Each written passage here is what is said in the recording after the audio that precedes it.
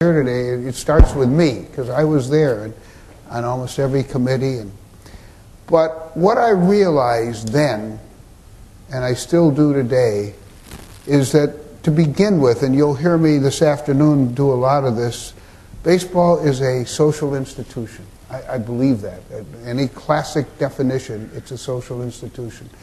As a result of that, it has enormous social responsibilities. But it needs to change. And social institutions, down through history, have always been tough to change. Baseball, it was almost impossible. And so, the more I looked at things, the more I realized that change was inevitable. The sport was too good, too great to be encumbered by what had happened 50 and 60 years ago. But it was painful. It was very painful. First thing I did at the first meeting, I was reminded by John Harrington, who was then chairman of the Boston Red Sox. At the first break, this is September 9th or 10th, 1992. I walked over him, and John and I had come into baseball in the same year, and we had done schedules together, so this made a lot of sense. I said, "You're chairman of the schedule format committee." And he went like this, "What does that mean?" I said, "You're about to find out." That was the three divisions, but more important, the wild card. Well, you all remember the abuse I took about the wild card. Bob Costas was mad. This guy was mad. No, man, it was. I used to listen to some sports talk shows. I listened to a lot of sports, which is one of my great weaknesses in life, by the way. And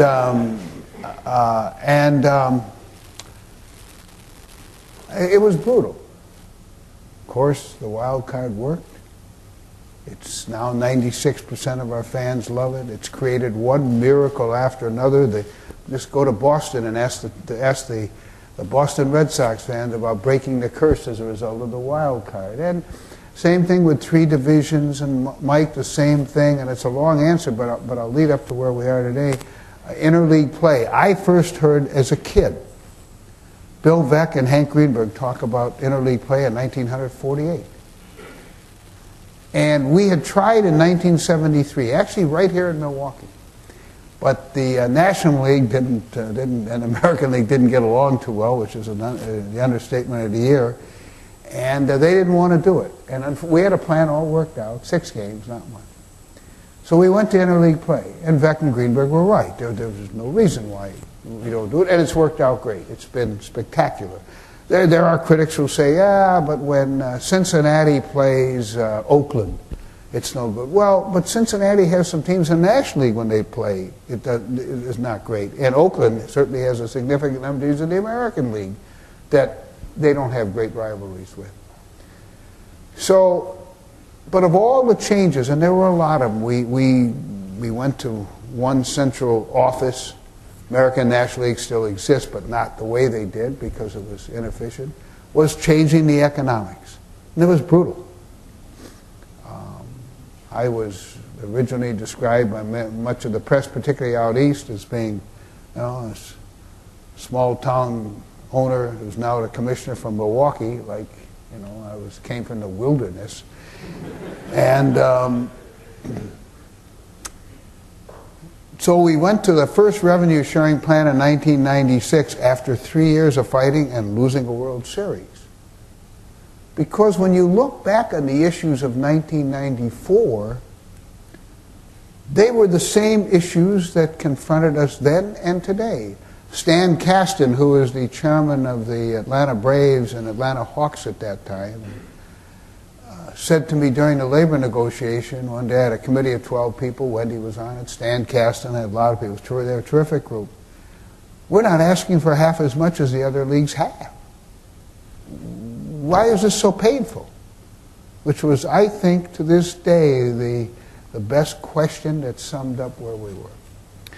But we went to revenue sharing because the heart of a sport is its ability, and you'll hear me say this a lot, I use it with the owners at every meeting, the ability to give hope and faith. Our job is to give hope and faith in as many franchises as possible on April 1st. That's the objective. And so, whether it's in Detroit or Milwaukee, I don't see any other shirts around of teams, but there must be some here somewhere. That's what we have to do. We weren't doing that. I used to say to the clubs, we're back in the Ebbets Field Polo Grounds days. Now, many of you are too young to remember Ebbets Field. It was the famous Brooklyn Dodger ballpark. The Polo Grounds were a very famous sports stadium that was the home of the New York baseball giants, as well as the New York football giants. And they hadn't changed the economic structure since the 20s. So change came very slowly, very painfully. At one time, Dick Jacobs, the owner of the Cleveland Club, who was a terrific man, really understood, was leaving baseball. Unfortunately, he had sold his club. He said to me at one point, boy, you're so right on this and with a bunch of economic changes. And I wish I was staying with you, but he said, you know, there's going to, and I thanked him for all that, and I kept, Dick, thank you for everything, because he had been great, he understood, and Cleveland was like Pittsburgh, Cincinnati, Milwaukee, Kansas City, on and on and on. He said, there's going to be a lot of blood spilled. And he said, but you're doing the right thing. And thank you, and this went back and forth, and he said, look, the blood's going to be all yours, but you're doing the right thing. Well, it turned out he was right. But that's the job of a commissioner, and the job is sometimes very controversial. You don't like controversy. I'm a person that's not crazy about controversy.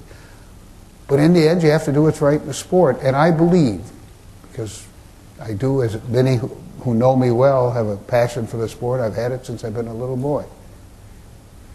It is the greatest game in the world. It is a game that impacts society in so many different ways that we have to do everything we can to keep the sport competitive. So now the economics aren't perfect, but we're up to this year $450 million in revenue sharing. Think about that. We started with nothing. We started with a concept that angered a lot of people. We used to have caucuses. The big markets were here. The medium and small guys were here, and the commissioner was sitting by himself in a corner somewhere. And it was painful. So we've come a long way, but the system will need tinkering. And it will need work. But that's for another day. I don't know if you ask me what that is. I don't know. I watch things on a daily basis. I know there are people that every time a player signs for a lot of money, they say, you got to do something about it, Commissioner. But I watch the overall system. So that's one thing to worry about, Mike. And the other that I'm going to work hard on, I think domestically, this sport clearly is more popular than it's ever been. Clearly it is the most popular it's ever been, and we have done beautifully domestically. But internationally, we were originally a little slow to react, but now we're having the second World Baseball Classic, which should be spectacular. And a year ago, I was getting ready to go to Beijing to watch the Los Angeles Dodgers play the San Diego Padres, which was a great thrill. We're out in the field in Beijing, where clearly I had never been before, and there was Joe Torre. Now, I had known Joe Torre since he was a kid here in 1958, 18 years old. It was before the Braves signed him. And he looked at me, and I looked at him, and he said, you ever think we'd be together in a baseball field in Beijing? I said, no, you couldn't have written a book like this. But it was a wonderful experience. And a week and a half later, we opened up in Tokyo with the world champion Boston Red Sox meeting the Oakland A's. And it was a wonderful, wonderful experience. That's the third or fourth time I've been there. But we need to do more. We have 16 countries that are going to be in the World Baseball Classic. And we could have had more this time. There's a lot of interest. But we really need, we need to go to Europe to play games. We have a lot of things that I really want to do. So that's